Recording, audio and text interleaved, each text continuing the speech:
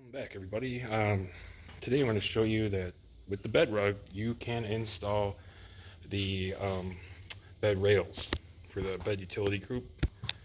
As you can see, I already did this side. Um, they would have you, I've seen some videos where you're taking this and screwing it into the nutsert and then using a nut to tighten it. I'm going to show you that, number one, that's going to take forever. Number two, you don't need to do it. I popped all the nutserts in, put the rail up with the carpet down, zipped them all tight. They all pulled in real tight. The other way wasn't even working. I couldn't even get them tight all the way. So what you can't do is you can't spin the nutsert. What happens is once the screw hits the nutsert, it starts spinning it because it's got friction on there. So unless you got one of those installers with the little bearings on it, it's not going to work. So it's pretty easy. So I did cut the carpet a little bit to fit around it for up here, but the rest is all on top. I only did it here because I didn't want to, if I did it, I was going to end up pulling this away from where it should be sitting. So I didn't want to disturb that. Everything's pretty much where it was. So I'm going to put these all in the holes. They're all like these hex holes. The same shape as in the bed. Then I'm going to put the carpet back where it goes. And then I'm going to feel underneath for the bolts. And that's where you cut your slits. And then you just pull the carpet back and put it on. So I'm just going to, for now, pull it off the Velcro. So I can get to the holes. And not to mention, not only will you not have to worry about Velcro holding it, you will have the bed, holding this thing down. So there's these holes here. I'm just going to push them up in there. They kind of like pop in, but they are kind of weak. Like their shape I see is designed to hold it from spinning, but they still spin.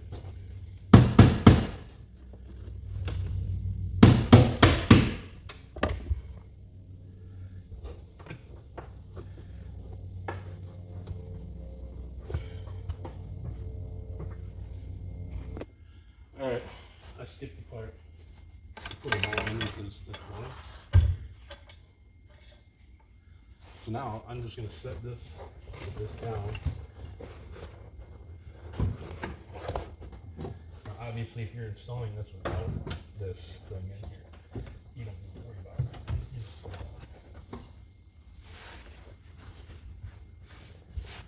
So there's like these little pins that kind of center it. I'm not sure why you need it, but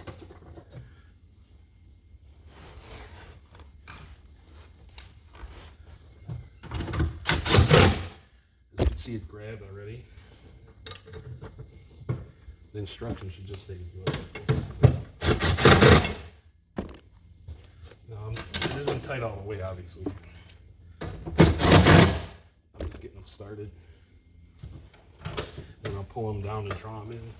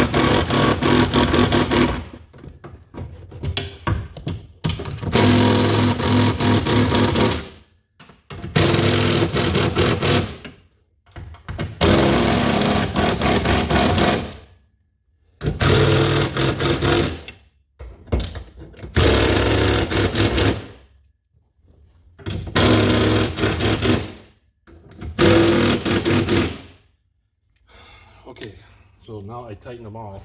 I'm going to take them all out.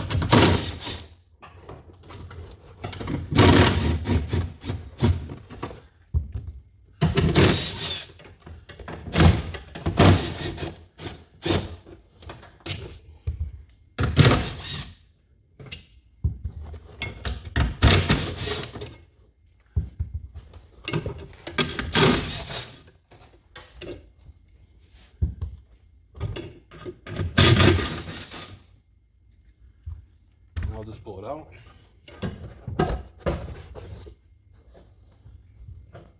You can just leave the pin in there. Last time, same thing when it came out. So now I'm going to put all the screws just a little bit in because I want them to stick out. And all these are tight. You can see that they all shrunk up and pulled in. I mean, they're tight.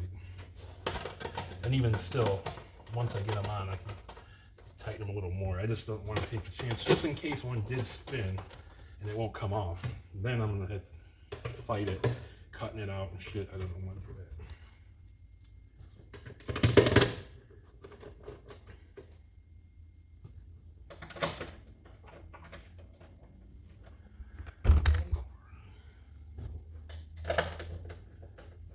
So then you want to put it exactly where it's going to sit.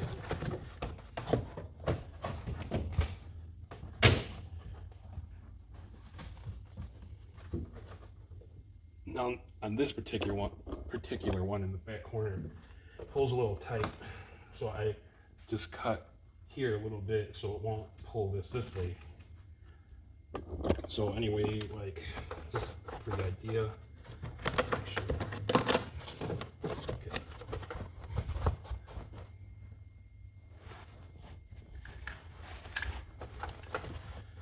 There's a bolt right here.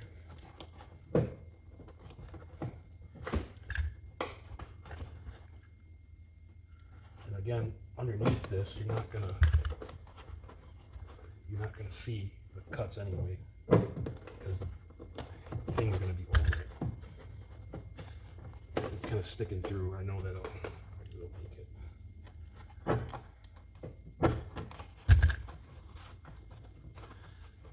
Now, if you want, you could cut the hole big enough to get the whole washer through, and then you don't have to pull it back.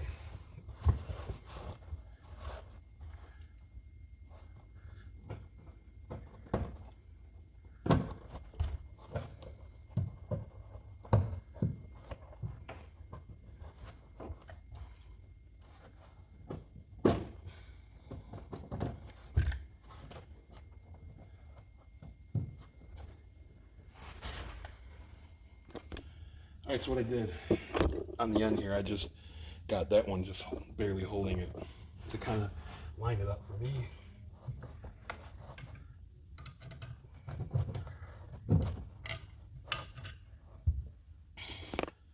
So once you locate at least one in the front and the back, or actually any two, you should just be able to get it in there and get them started.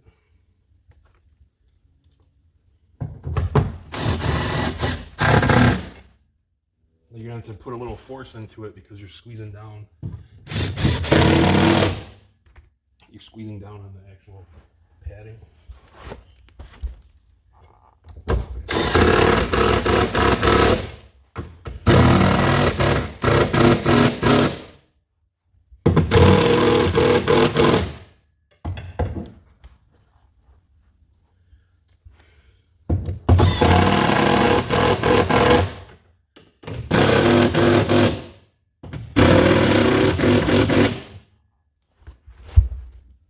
One more in the back. I just pulled this down instead of cutting anymore. But they're all tight.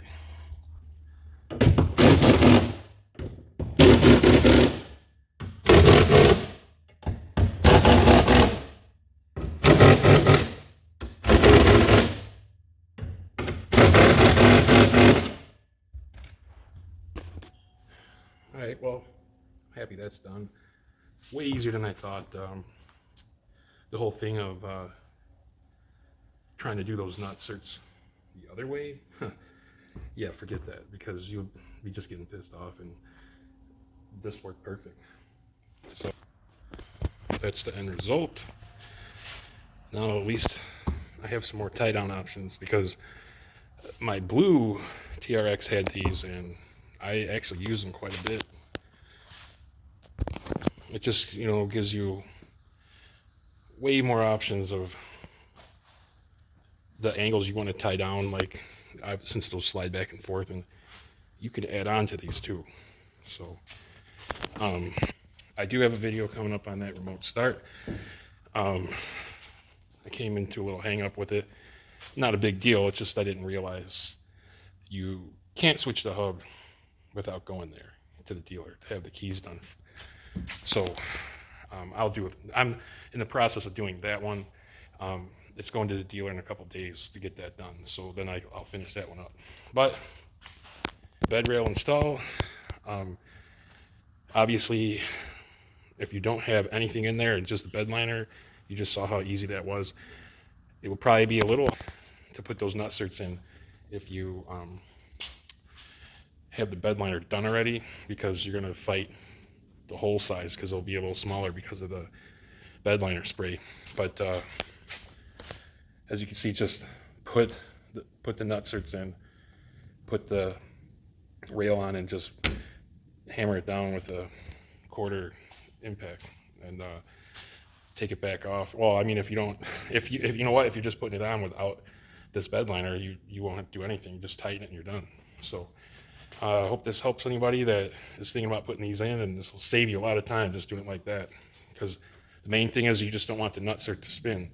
So when you put the rails on, the tabs on the rails don't spin, and you just pull the nut in and it sandwiches it against the bracket, so it holds it still for you. So it's a good tip. So please like and subscribe, and we'll catch you on the next one.